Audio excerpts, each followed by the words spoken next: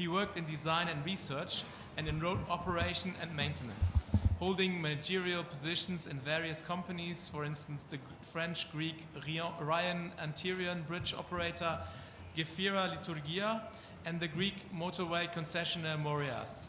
Since 2016, he's based in Zagreb, Croatia, as transport specialist for the World Bank, active in lending and advisory projects in Central East Europe and the Caucasus. He will talk to us on sustainable funding for road maintenance, challenges faced in the World Bank projects in Europe, Central Asia region. Please, Mr. Dimitropoulos, the floor is yours. Thank you very much, Mr. Chairman, for this comprehensive introduction. You actually read my CV.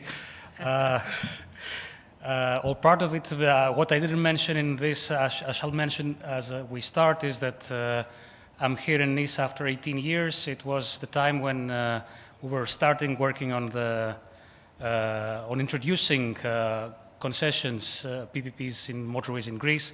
We learned a lot from the experience of French colleagues there.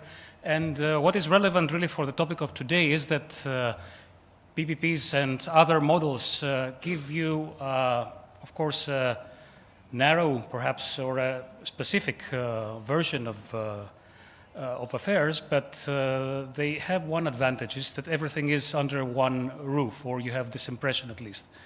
So, excuse me, I have to make sure we...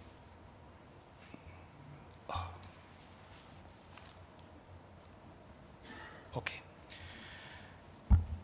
So everything is under one roof, which is not always the case in the real world. So this makes things interesting, and today I will talk about the experience of the recent years that I have shared with the colleagues that have worked with the bank for longer times, but really at an interesting stage, at an interesting timing, as you will see from the case studies to be described. So I will talk about needs and challenges for maintenance funding, as is the title of the session. In particular, we'll talk a bit about sources and uses of funding and about the tools, because this is what might make things happen or might not make things happen. So to start with the terminology, which sometimes we bypass, we think it is obvious, but maybe not always the same things are meant when we talk about maintenance. Maintenance from a technical viewpoint is well defined, but routine maintenance is also there, which is less technical. Sometimes it is not even put in the same box as maintenance. It is considered a service, and sometimes this means it is in a different cost center. This makes things difficult. We'll come to that, but in terms of what it costs, it depends. As we often say in the bank, we use this expression because really we see a lot of countries, and it is difficult to define often the benchmarks. It could be several hundred to several $1,000s, depending on what are the costs of resources, what is the cost of labor, because especially routine maintenance is a labor-intensive activity. What is the desired level of service? It's not everywhere the same. In France, in Germany, in Western Europe, it is one thing. It is not necessarily the same in further Eastern Europe or elsewhere in other continents. What are the climate and weather conditions, especially winter service? That's quite obvious. Heavy maintenance now. Again, this ranges from resurfacing, which might cost some tens of thousands of dollars or euros per kilometer, to restoration, which is a multiple of that. And again, expected lifetimes of these interventions vary. The curves and the science of this are well known to most of you, to all of you, I presume. What it boils down to is that maintenance cannot be neglected. It could be 5 to 10% of construction cost on an annual basis. So this brings us to the 20 years, which is a time for renewal of the asset. It is really a big chunk of cost that it cannot be ignored, as we know. And the challenges now in funding, some are, again, obvious. All countries have some shortage of cash or others have more, some have more serious than others. Maintenance, I talked about the cost centers. Routine is a service. Heavy maintenance is usually investment, and they're not under the same roof. So the people might take decisions that are not concerted when it comes to maintenance. Dr. Gottschalk mentioned the ribbon-cutting bias. Of course, we all know that. Maintenance is not very popular politically, and this shows in the results, in the figures. And again, the existing institutional structures can play a role. Maintenance is viewed as a steady business, and it is costed at a high insurance premium, so to speak. There are standards that might make things difficult, less flexible. We'll come to the standards because they are also an important element. Sources and uses of funding. This is a summary. Tolling is not everywhere, is not in always a source. It can make the difference, but of course to introduce it is not a simple decision of putting one more item on the list. Otherwise, we can have a general budget, we can have earmarked taxes or other fees, we can have road funds in some cases. Uses, apart from maintenance, we should keep in mind that some of the funding goes to cost recovery. It could be the road sector debt service, could be recovering the cost of acquiring the asset, of constructing the asset. This can also make a difference in the funding reality of a road organization, a road agency. And the tools, again, they're not always granted. I must confess, I'm realizing in more detail now how much discussion is ongoing in defining asset management. It's not a granted thing. And when we try to introduce, in some cases, the road asset management as a concept, because it doesn't exist as a concept, we might give the impression that it is a solved issue everywhere. It is far from it, even in more advanced countries. Budgets might sound strange, but even to have an annual budget or a multi-year budget is a challenge in many of the countries we're covering. And not to speak of the more technical or the more specialized elements, manuals, maintenance standards, institutional arrangements, you name it, levels of service. That can be, sometimes it's unknown words, but it's interesting to see how you convert the knowledge and the debate that is ongoing to the case studies. And the three countries that I'm going to mention is the three countries that I happen to be working, and they all three have one thing in common. They're countries where changes are to happen, are committed to happening. There is commitment by the government in introducing them. We will see each one of them. We will summarize them in the end. And all three countries come from a relatively recent tradition of heavy state involvement, and they still retain heavy state involvement in this, which is again quite different from France and from most Western European countries. Azerbaijan, the project is including a maintenance element. It's not the main part of it, it's not the main component, but it does include a solid change, which is the introduction of units to manage the magistral highways. These are mostly dual carriageway, in some cases single carriageway corridors, that the main corridors radiating from Baku, the capital, to cover the country. The targets included in the project that we fund are to introduce service level parameters in 500 kilometers of those M roads at least, during the course of the project, that is until the end of next year. This is already happening, and to improve the condition of roads to at least good or fair in terms of IRI, roughness index, in at least 75% of the network. This shows the part of the network that is chosen as a priority for developing those new entities that are going to manage in a different way the road network. It is M2 and M4 roads linking Baku to the west, to Georgian border. The challenges as regards funding is that there is a recent heavy devaluation of the local currency that lost about half of its value to the dollar and euro.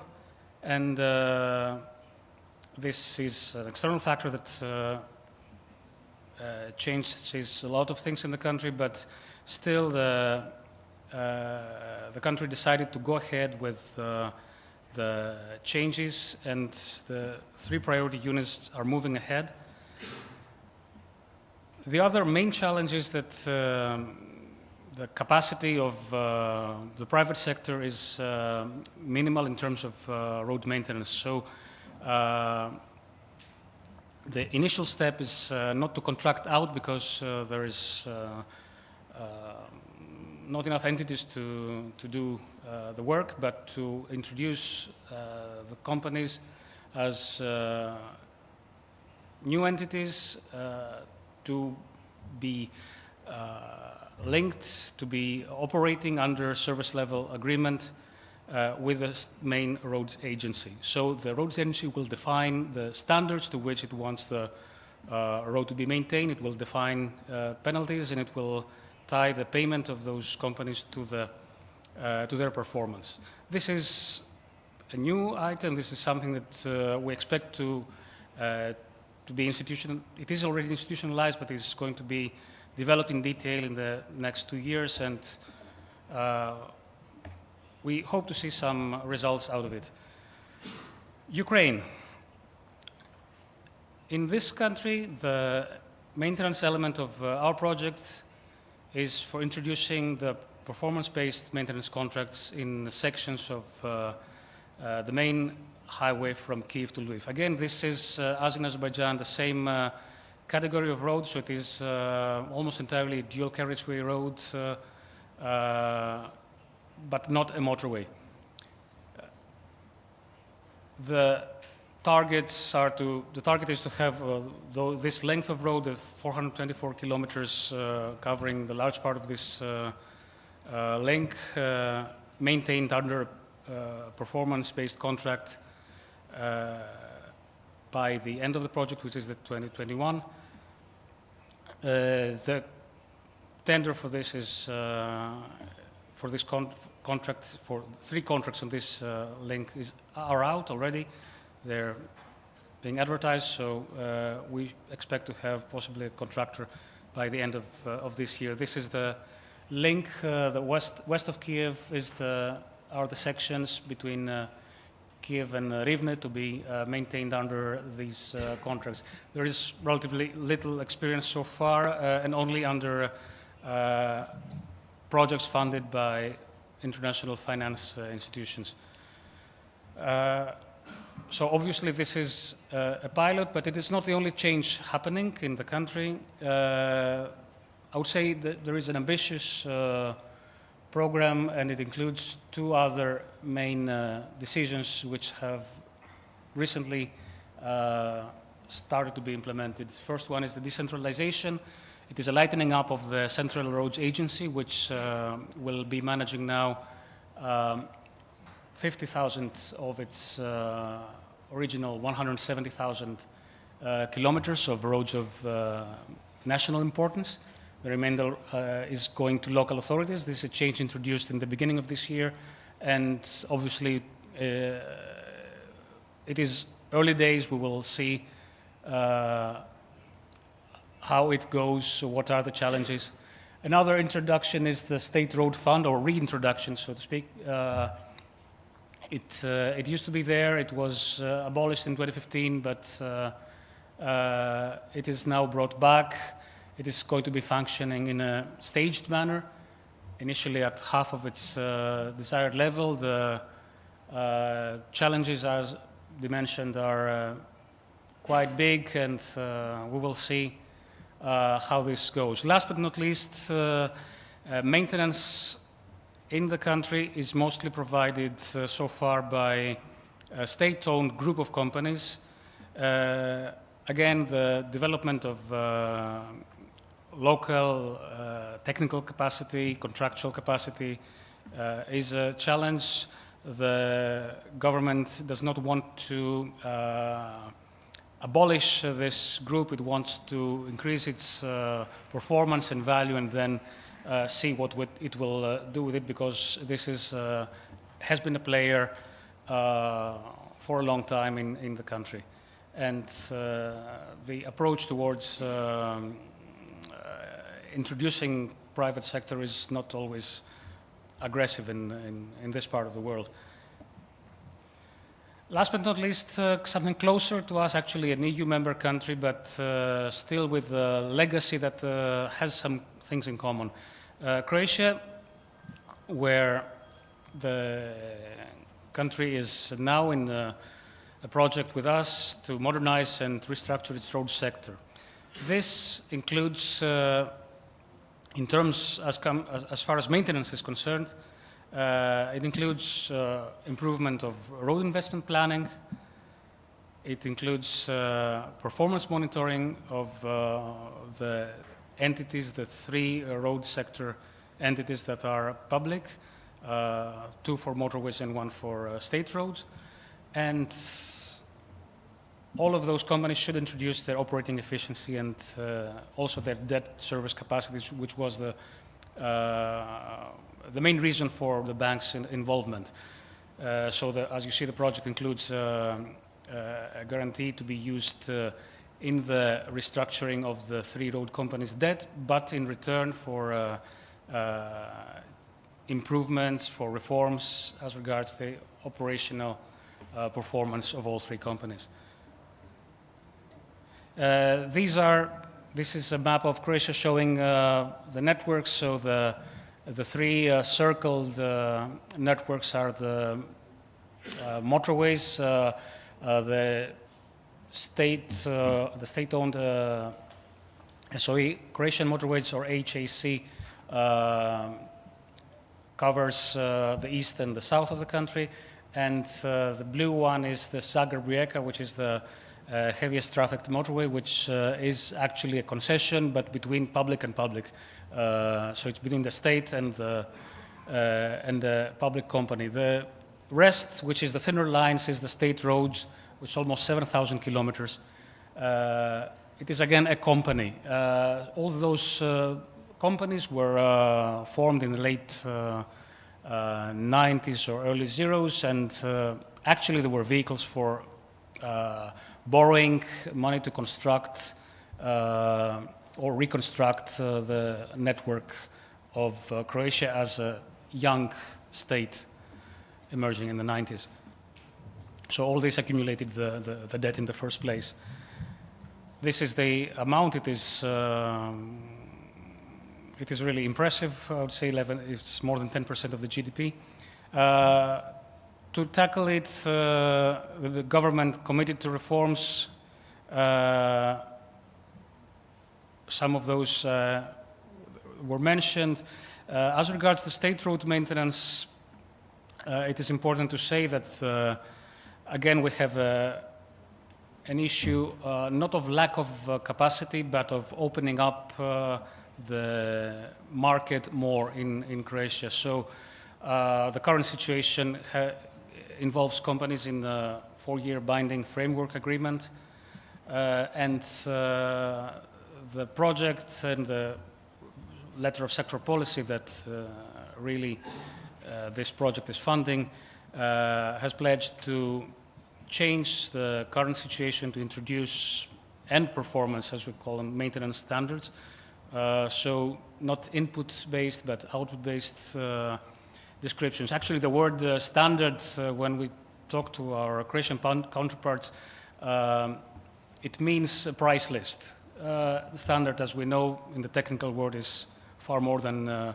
how much you pay for specific quantities and amounts of works. So as we see in all three of those countries, and they're not the only ones that we're active on in the region, and of course in the world, some interventions, some changes are in common. Road asset management system is, I would say, a centerpiece, and I think rightly so. The procedural or contractual framework improvement is another. And in all three countries, as I said, we have state-owned enterprises that are in need of some form of restructuring or other. So we have the state legacy. We have, of course, different stages of evolution. It is difficult to draw common recommendations, common conclusions, let alone figures. And we can only make some observations that, of course, fuel tax is a solid source of funding. But I would say that's about it. And plus outputs based maintenance contracting is something that my colleagues in the bank have advocated for a long time. We understand that it again has to be introduced differently in each country, and there is no one solution fits all magic solution. Mr. Dimitropoulos, you've reached the 10 It's minutes. I'm approaching the end. This is just a description of the ways in which we work. It is interesting. Before I joined the bank, I thought it was more active and more relevant in outside the European space. But it is really interesting how much in Europe is not very different. It's quite relevant, I would say, in terms of introducing changes in change management and in highlighting, if you will, the value of asset management systems and the value of having a good knowledge and ownership of the road network. This is something that we think will be important and hopefully relevant for this audience as well. So thank you very much for your attention. Thank you, Mr. Dimitropoulos. If there's one question, I would allow for one. This is not the case, but we will have time, I think, at the reception later on. Thank you very much again. Our next speaker is Arnaud Ary from the Association of French Toll Road Operators, ASFA. Arnaud Ary has worked in the field of infrastructure since he graduated from École Nationale des Ponts et Chaussées. When he joined Cofiroute, he was then in charge of studies for RFF, which is the French railway infrastructure provider.